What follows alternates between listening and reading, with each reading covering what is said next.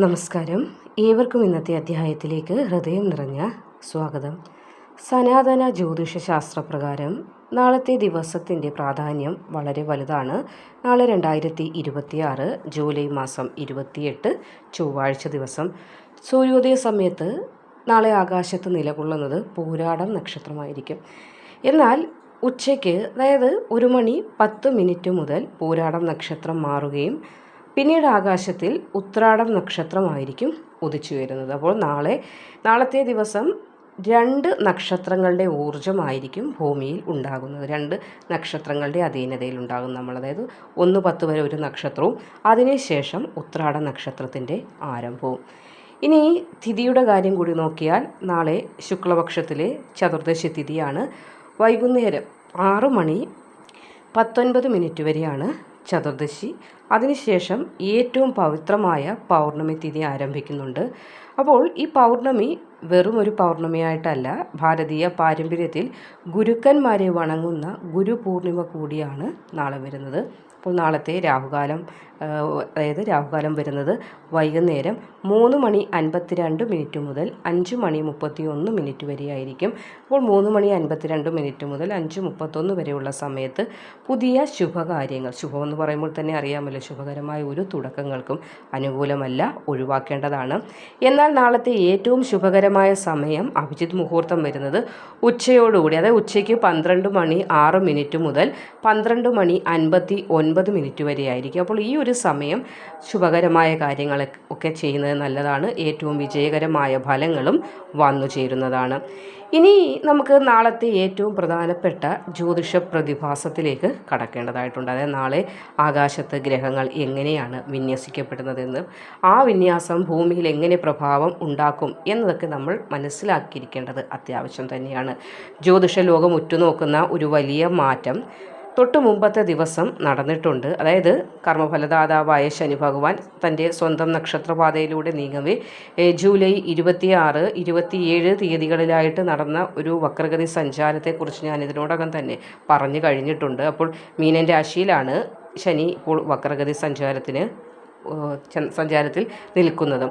അപ്പോൾ ഇതുകൂടാതെ വ്യാഴത്തിൻ്റെ കാര്യം പറയുമ്പോൾ ദേവഗുരുവായ വ്യാഴം അതിൻ്റെ ഉച്ചരാശിയായ കർക്കിടകത്തിൽ പൂർണ്ണ ബലവാനായിട്ട് നിലകൊള്ളുന്നുണ്ട്. അപ്പോൾ സൂര്യൻ കർക്കിടകം രാശിയിലും, അതേപോലെ സർവ്വവിധ ആഡംബരങ്ങളുടെയും കാരകത്വം വഹിക്കുന്ന ശുക്രൻ ചിങ്ങം രാശിയിലുമാണ്. ചൊവ്വ, മനസ്സിൻ്റെ കാരകത്വം വഹിക്കുന്ന ചൊവ്വ ഇടവം രാശിയിലും സഞ്ചരിക്കുന്നുണ്ട്. അപ്പോൾ ഈ ഗ്രഹങ്ങളുടെ സവിശേഷമായ ഒരു കൂട്ടുകെട്ട് എന്ന് തന്നെ നമുക്കിതിനെ പറയാം. അത് ശനിയുടെ വക്രചലനവും ഭൂമിയിൽ വലിയ പ്രഭാവങ്ങൾക്കാണ് വഴിയൊരുക്കുന്നത്. അപ്പോൾ ശനിയുടെ വക്രചലനം ഡിസംബർ 11 വരെയുണ്ട്. ഏകദേശം ഒരു 137 ദിവസത്തോളം ഞാൻ വീഡിയോ മുൻപേ ഇട്ടിട്ടുണ്ട്, നിങ്ങൾ കണ്ടു കാണുമെന്ന് പ്രതീക്ഷിക്കുന്നു. 137 ദിവസത്തോളം കുറച്ച് നക്ഷത്രക്കാർ പല വിധത്തിലുള്ള വലിയ ഭാഗ്യങ്ങളാണ് നിങ്ങൾക്ക് വന്നു ചേരാൻ പോകുന്നത്. അപ്പോൾ നാളത്തെ കാര്യം നോക്കിയാൽ ഭൂമിയിൽ പൊതുവെ കാലാവസ്ഥയിൽ പെട്ടെന്നുള്ള മാറ്റങ്ങൾ ഉണ്ടാകുന്ന ഒരു ദിവസമായിരിക്കും. അല്പം മഴയൊക്കെ ഉണ്ടാകാനും കാറ്റൊക്കെ ഉണ്ടാകാനും ഒക്കെ കാരണമാകുന്ന ഒരു സമയം. അതേപോലെ ഭൂമിയിൽ അധിവസിക്കുന്നതായ നമ്മൾ മനുഷ്യരിലും ഒരു പുനർവിചിന്തനം ഉണ്ടാകുന്ന സമയമാണ്. പല കാര്യങ്ങളെക്കുറിച്ചും ഒരു റീതിങ്കിങ് ഒക്കെ ഉണ്ടാകുന്നതായ ഒരു സമയമാണ്. പഴയ തെറ്റുകൾ പലതും ഉണ്ടായിട്ടുണ്ടെങ്കിൽ അതിനെ തിരുത്താൻ നമുക്ക് സാധിക്കും. നമ്മൾ പെട്ടെന്ന് ഇരിക്കുമ്പോൾ നമ്മുടെ മനസ്സിൽ തോന്നാറുണ്ട് ഒരു കാര്യം ഒന്ന് മാറ്റി ചെയ്താലോ എന്ന്. അതൊക്കെ ഗ്രഹങ്ങളുടെ ഒരു പ്രഭാവമാണല്ല, നമ്മൾ സ്വയം കാണിക്കുന്ന കാര്യങ്ങളൊന്നുമല്ല. അപ്പോൾ നാളെയും അങ്ങനെയുള്ള ചില പ്രഭാവങ്ങൾ, ഇതുവരെ ചെയ്ത കാര്യം തെറ്റായിരുന്നു എന്നൊരു തോന്നൽ, അതൊന്ന് ശരിയാക്കണമെന്ന തോന്നലൊക്കെ വരാൻ സാധ്യതയുണ്ട്. കർമ്മമേഖലയിലും ബിസിനസ്സിലും ഒക്കെ പുതിയ ചില തന്ത്രങ്ങൾ ആവിഷ്കരിക്കാനുള്ള ഭാഗ്യം ഈ ഗ്രഹവിന്യാസം നിമിത്തം നമ്മളിലേക്ക് പ്രേരിതമായി വന്നു ചേരും. അതാണ് ഇവിടെ പറയാനുള്ള. ഗ്രഹങ്ങൾ നമ്മളെ പ്രേരിപ്പിക്കും നല്ല കാര്യങ്ങൾ ചെയ്യാനായിട്ട്. കാരണം നാളത്തെ ദിവസം മൊത്തത്തിലൊരു അഴിച്ചുപണിയുടെ ദിവസമാണ്. നമ്മൾ ചെയ്തതായ തെറ്റായ കാര്യങ്ങളെ നമ്മളാൽ തന്നെ, ഗ്രഹങ്ങൾ നിന്നുകൊണ്ട് നമ്മളാൽ തന്നെ അത് ശരിയാക്കുന്നതായ ദിവസം. അപ്പോൾ ഗ്രഹങ്ങളുടെ അനുകൂലമായ വിന്യാസം തന്നെയാണ് നാളെ ഭാഗ്യമായിട്ട് വരുന്നത്. അത് ഏറ്റവും ഭാഗ്യം വരുന്നത് 4 രാശിക്കാർക്കായിരിക്കും. അത്യപൂർവ ഭാഗ്യമെന്ന് വേണമെങ്കിൽ പറയാം. അതായത് നമ്മൾ ചെയ്ത തെറ്റിനെ നമ്മളെ കൊണ്ട് തന്നെ ഗ്രഹങ്ങൾ തിരുത്തിക്കുന്നതായ ഒരു ദിവസം. അതായത് മുൻപ് തെറ്റു ചെയ്ത കാര്യങ്ങളെ ഇനി ശരിയാക്കേണ്ട മാർഗം എങ്ങനെയാണെന്ന് നമ്മളിൽ തന്നെ ദൈവം അതിനുള്ള വഴി തെളിയിച്ചു തരുന്നു എന്ന് നമ്മൾ പറയാറില്ല. അതേപോലെ തന്നെ ഗ്രഹങ്ങൾ നമുക്ക് അനുകൂലമാകുന്നുണ്ട്. അപ്പോൾ ഇവിടെ 4 ഭാഗ്യരാശിക്കാർ ആരൊക്കെയാണ്, അവർക്ക് നാളത്തെ ദിവസം വരുന്ന മാറ്റങ്ങൾ എന്തൊക്കെയാണെന്നത് കൂടി നമുക്കൊന്ന് മനസ്സിലാക്കേണ്ടതുണ്ട്. അപ്പോൾ ആദ്യത്തെ രാശിയായി വരുന്നത് ഇടവം രാശി തന്നെയാണ്. കാർത്തിക, രോഹിണി, മകയിരം വരുന്ന ഇടവം രാശി.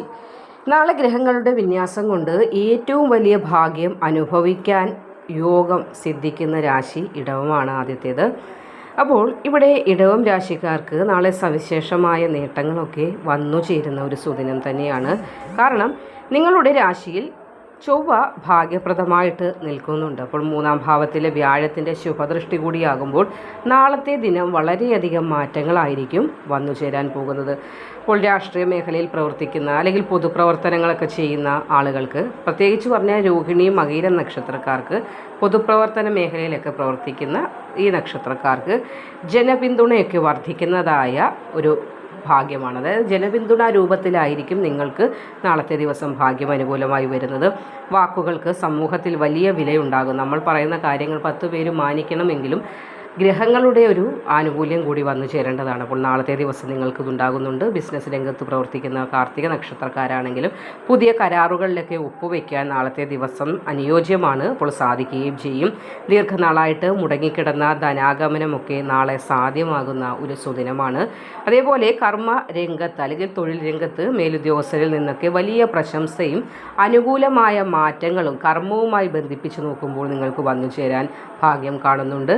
ഭൂമി അല്ലെങ്കിൽ വസ്തു ക്രയവിക്രയവുമായി അല്ലെങ്കിൽ വസ്തു ഇടപാടുകളിലൊക്കെ അപ്രതീക്ഷിത ലാഭം നാളത്തെ ദിവസം ഗ്രഹവിന്യാസം നിമിത്തം നിങ്ങൾക്ക് വന്നു ചേരുന്നുണ്ട്. അപ്പോൾ ഭൂമി വിൽപ്പനയുമായി ബന്ധപ്പെട്ട് പ്രവർത്തിക്കുന്ന റിയൽ എസ്റ്റേറ്റ് മേഖലയിൽ പ്രവർത്തിക്കുന്നവർക്കാണെങ്കിലും ലാഭത്തിൻ്റെ ദിവസമാണ്. അതുപോലെ തന്നെ ഇടവം രാശിക്കാരായ ആളുകൾ ഭൂമി കൊടുക്കൽ വാങ്ങലുമായി ബന്ധപ്പെട്ട് എന്തെങ്കിലും തയ്യാറെടുപ്പുകൾ എടുക്കുന്നുണ്ടെങ്കിൽ നാളത്തെ ദിവസം നിങ്ങൾക്ക് അനുകൂലമായി കാണുന്നുണ്ട്.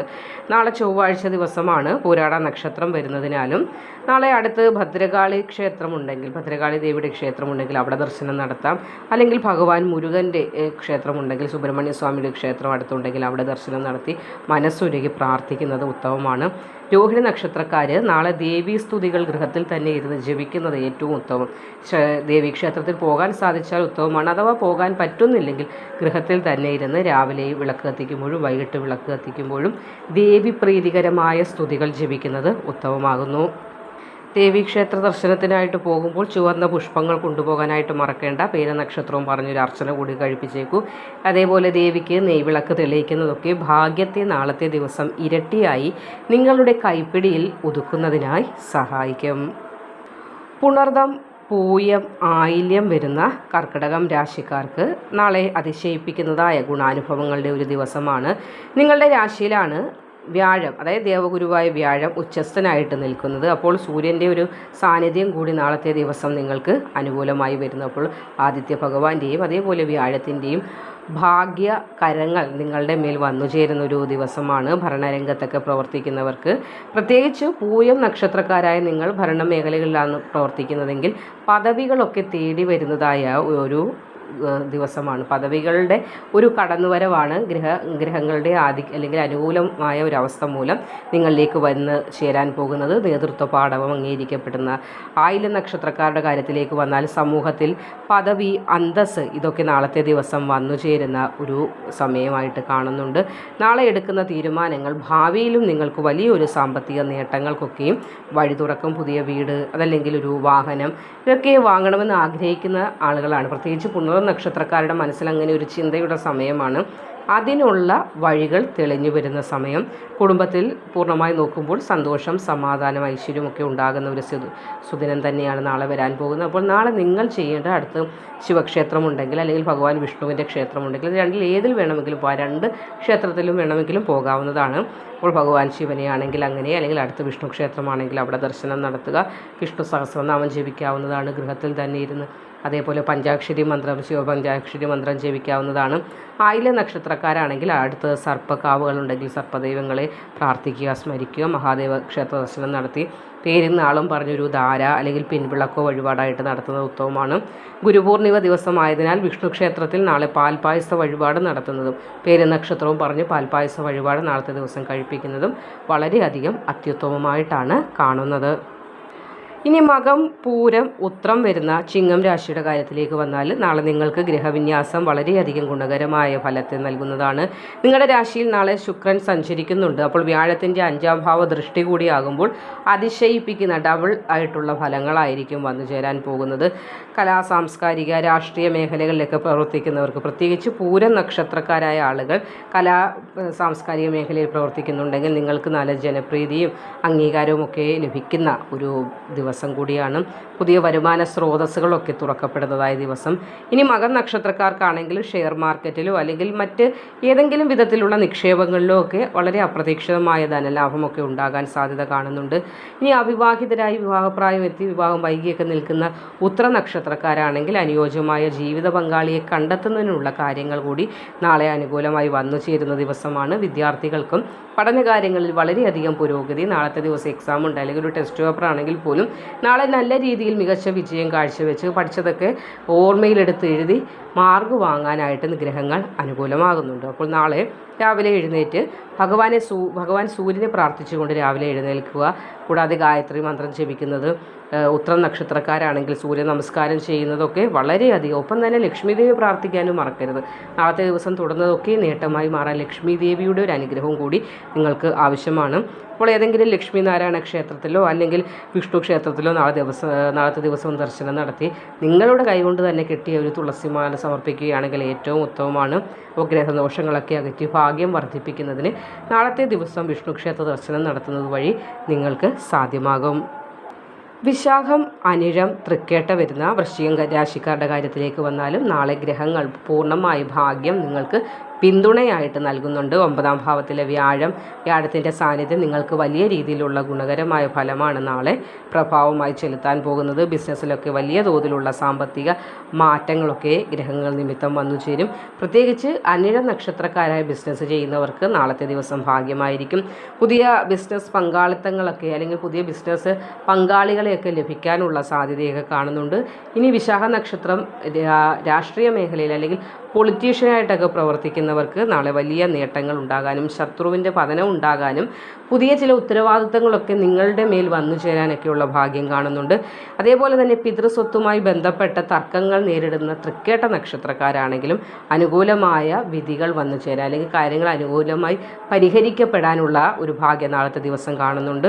പുതിയ ജോലി ഓഫറുകളൊക്കെ ഉദ്യോഗാർത്ഥികൾക്ക് വരാനുള്ള ഭാഗ്യവും നാളെ കാണുന്നുണ്ട്. അപ്പോൾ നിങ്ങൾ നാളെ ഹനുമാൻ സ്വാമിയെ പ്രാർത്ഥിക്കാം.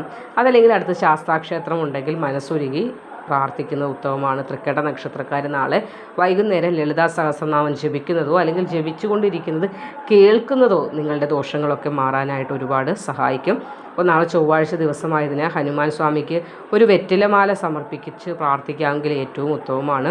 കൂടാതെ ശാസ്താക്ഷേത്രത്തിൽ ഒരു നീരാഞ്ജനം കഴിപ്പിക്കുന്നതും വൃശ്ചികം രാശിക്കാരുടെ ഭാഗ്യാനുഭവങ്ങൾ ഇരട്ടിയായി നിങ്ങളിലേക്ക് വന്നു ചേരുന്നത് അല്ലെങ്കിൽ ഭാഗ്യവർദ്ധനവിനായിട്ട് ഒരുപാട് സഹായിക്കും.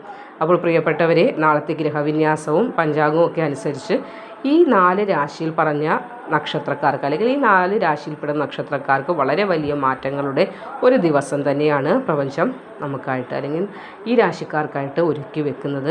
എന്നാൽ മറ്റ് രാശിക്കാർ ചിലപ്പോൾ ചിന്തിക്കും, അയ്യോ ഞങ്ങൾക്ക് ഭാഗ്യമൊന്നുമില്ലേ എന്ന്. അങ്ങനെയൊന്നുമല്ല. ഇവിടെ ശനിയുടെ വക്രഗതി ചലനം ഉള്ളത് കൊണ്ട് തന്നെ എല്ലാ രാശിക്കാർക്കും ജീവിതത്തിൽ ചെറിയ തടസ്സങ്ങളൊക്കെ ഉണ്ടാകുമെങ്കിൽ പോലും വലിയൊരു മാറ്റമൊക്കെ വന്നു ചേരുന്നതായ സമയമാണ്. കൃത്യമായ പ്രാർത്ഥനയും അതേപോലെ കൃത്യമായ കർമ്മങ്ങൾ വൃത്തിയോടും ശുദ്ധിയോടും ചെയ്യാനായിട്ട് ശ്രമിക്കുക. ഈശ്വര വിശ്വാസത്തോടെ എല്ലാ പ്രതിസന്ധികളെയും മറികടക്കാനുള്ള കരുത്ത് നമ്മൾ ആർജിക്കേണ്ടതുണ്ട്. അപ്പോൾ പ്രത്യേകിച്ച് നാളെ ഗുരുപൂർണിമ ദിവസമായതിനാൽ നിങ്ങളുടെ മാതാപിതാക്കളെയും ഗുരുക്കന്മാരെയും വന്ദിക്കുക എന്ന കാര്യം മറക്കാതിരിക്കുക. അവരുടെ അനുഗ്രഹം വാങ്ങുന്നത് ഏതൊരു വലിയ ഗ്രഹദോഷത്തെയും ഇല്ലാതാക്കാൻ ശേഷിയുള്ളതാണ് അവരുടെ അനുഗ്രഹം എന്നത് മനസ്സിലാക്കുക. ഈ വീഡിയോ അപ്പോൾ നിങ്ങൾക്കെല്ലാം ഉപകാരപ്രദമായി എന്ന് വിശ്വസിക്കുന്നു. മറ്റൊരു അധ്യായവുമായി വീണ്ടും കാണാം. അതുവരേക്കും നന്ദി, നമസ്കാരം.